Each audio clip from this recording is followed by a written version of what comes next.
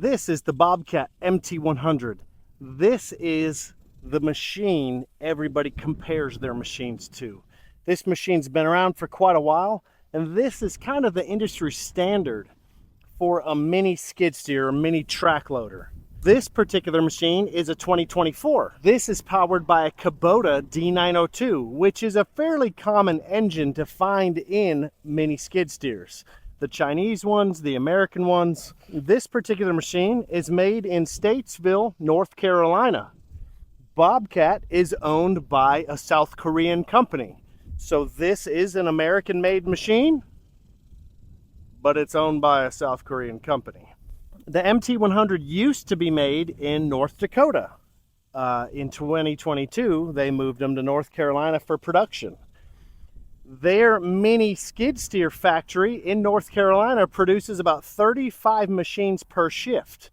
It's not just this one, but they make other machines, like the brand new MT120. This machine is one that you'll see on job sites all across America.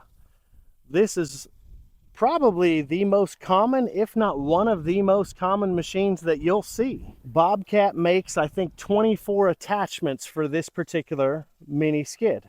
Right now, we've got the forks on it, but there's a ton of different attachments you can have.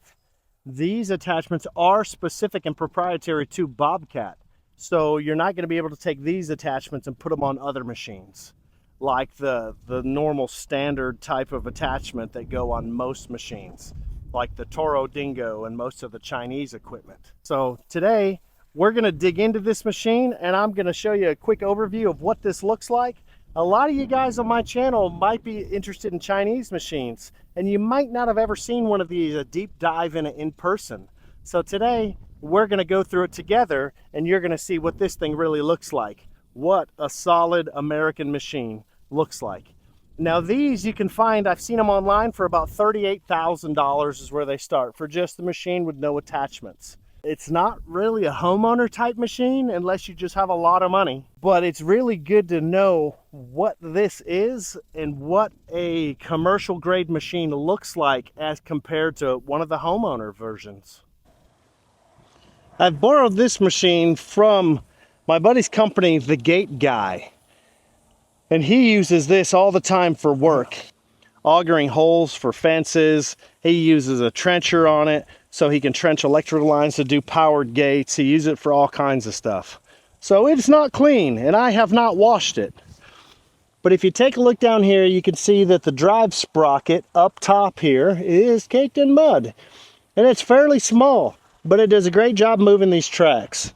And you can see the way the tracks have the metal inside, and the wheels, these rollers, just go right in the center of that. Now you've got 5 rollers in the middle, plus your roller at the end and the front. So all in, you have 7 rollers on these tracks. So pretty solid tracks, and you know you can count on them. And this has all kinds of muds caked in it, and it doesn't even care. Back here, you've got a spring-loaded step plate, which is really handy and good for comfort. You've also got these pads, so when you're standing in it, you know, it kind of cradles you, and you can bump against it on either side, and you've got some padding as well as in the front. Now this machine comes with, well, I guess a self-tapper holder or a phone holder, whatever you want to put in there.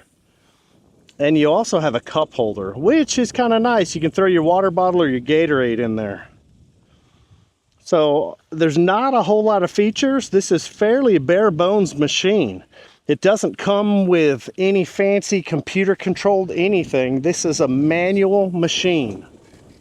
The controls are fairly basic. This is your drive. This is your arms and your bucket. Now you can't use this at all when it's not running unless you hit this release button. Now you can release the arms and you can drop it down. So to start it, you've got a glow plug to the left, and to the right it just fires up. You've got your throttle,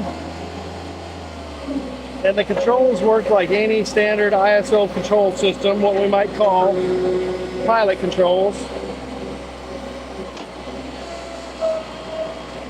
And this machine's pretty quick. So when we pump up the throttle,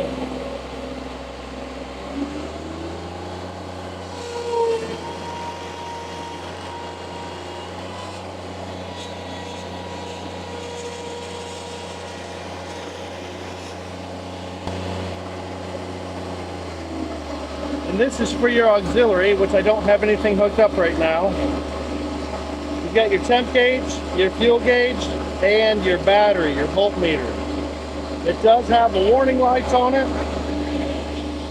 And then something that this has, which I think is really neat, is it has a parking brake. So you just pull this back and your parking brake is set. Put it back into position, your parking brake is released. So these are small joysticks, but if you had to use this quite a bit, it's very handy. Now you see this strange shape where it'll go back, but it won't go over here. That's because when you're full, when you're going as fast as possible, you can only do slight adjustments to turning. You have to slow down to really turn. So that's kind of a neat feature. My other machines don't have that. So if you're in reverse, you have to slow down if you want to turn. Pretty smart safety feature. It has this nice cage around here, which is nice if you need to hold on to something, or it just protects your hands from sticks and debris and branches from hitting them. So if you want to access the engine, right here on the back, you've got your hydraulic oil, you've got your instruction manual, and you've got your battery easily accessible. Now inside there, that looks like a real pain to get to that filter. I don't know, that engine bay is really jam-packed. Oh, another feature I forgot to mention, if you're running an attachment, like say a brush cutter, you can stand on this and your brush cutter's running the whole time. You don't have to flip your hydraulic, so this, you'd have to hold it on this machine. Like you might use this for a grapple or a 4-in-1 bucket. But if you need to hold the attachment wide open, you just stand on that. Now you do have to step off of it to start the machine, but that is a handy feature. So walking around here to the front, let's open the hood. So when you open the hood, it has a prop rod.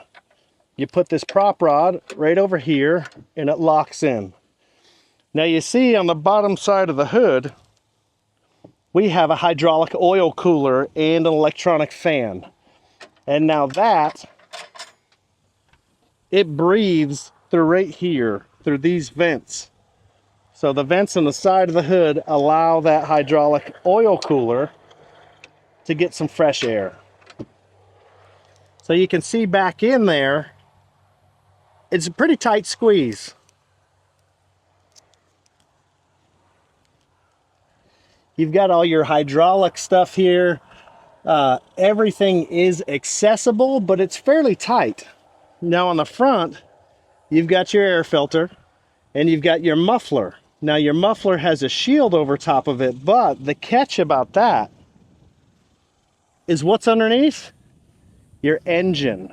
So if you need to get to your engine, you're gonna have to remove the exhaust, remove your air filter. You've got your coolant overflow, which goes to your radiator, which is right here on the front. And you can see the fan for the radiator. And then your diesel fluid. Your diesel fuel goes right in the very, very front. So that radiator gets its air from this vent right here, and it goes through. It also gets air from the side here in these vents. So the exhaust comes out, and it's shielded, but it comes out right here above that track.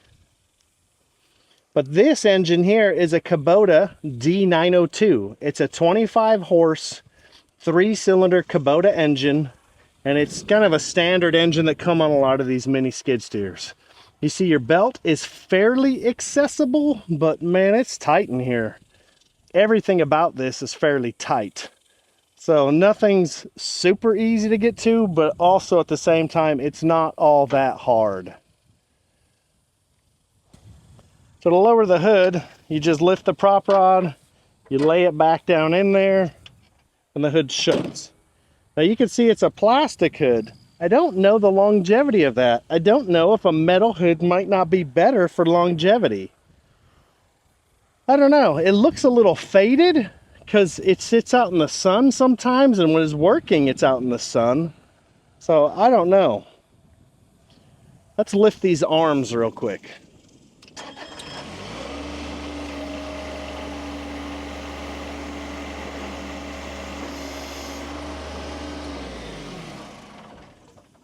So now the arms are lifted, you can really see the machine, but you don't want to walk under those arms.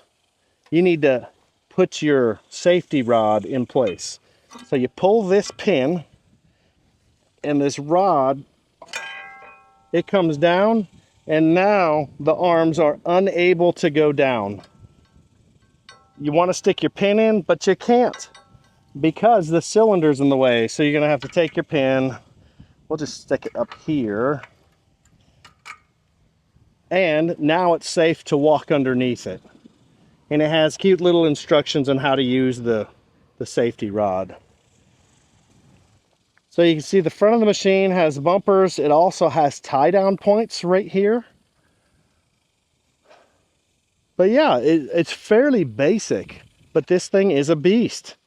And it is one of the most common machines you're going to see on a job site.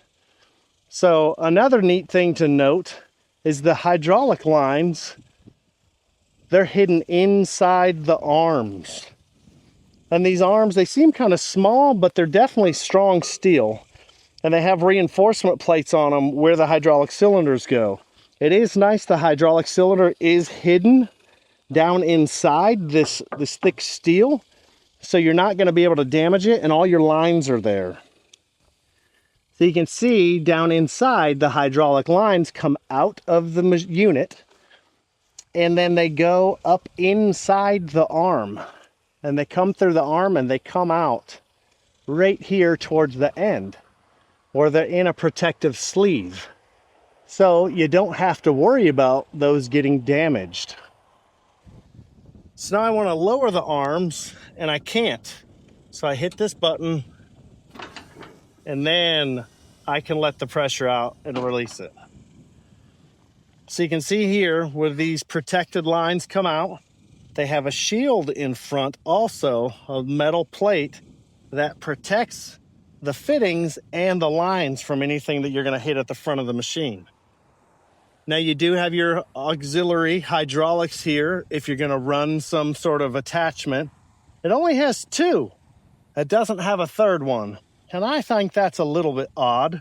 But I guess it's a small machine just made for small things. It's not really made for the big bad attachments. Like you're not going to put a mulcher on this little machine. And this is 35.5 inches wide. It is narrow. This will fit through the average gate. So that is a very handy thing if you're going to do some residential work and you want to get into somebody's backyard. An MT100 might be the way to go. So let's take this for a drive and let's see how it operates on some hills and across this field.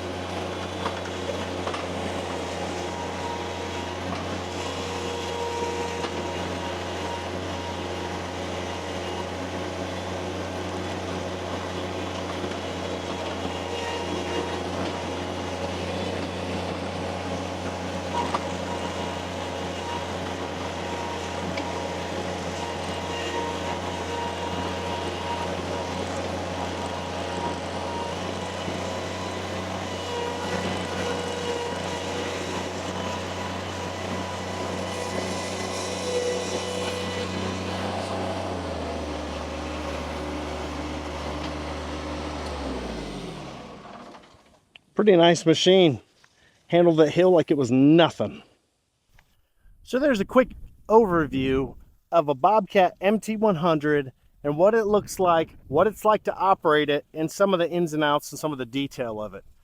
So for a guy like me, I'm just a homeowner, I don't have a business using these. It's really cool for me to be able to see what this machine is and what they really look like compared to my Chinese import machines that are just homeowner grade, you know? So anyway, thanks for sticking around. I really appreciate every single one of you. If you like this kind of stuff and you want to see more reviews on more equipment, like and subscribe. And besides that, enjoy your time out here in the field if that's where you are, because that's where I am today. And have yourself a great day.